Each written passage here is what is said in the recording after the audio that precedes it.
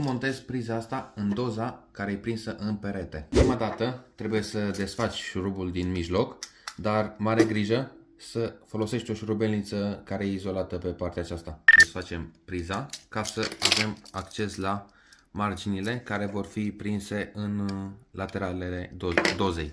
După care luăm priza, ea are două piciorușe pe laterale care se prind în doză, se agață în doză. Astfel o așezăm exact pe marginile dozei și începem să înfiletăm.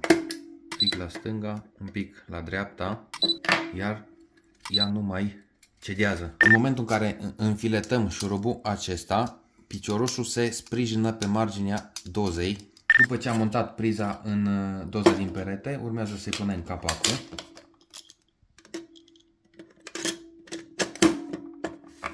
Și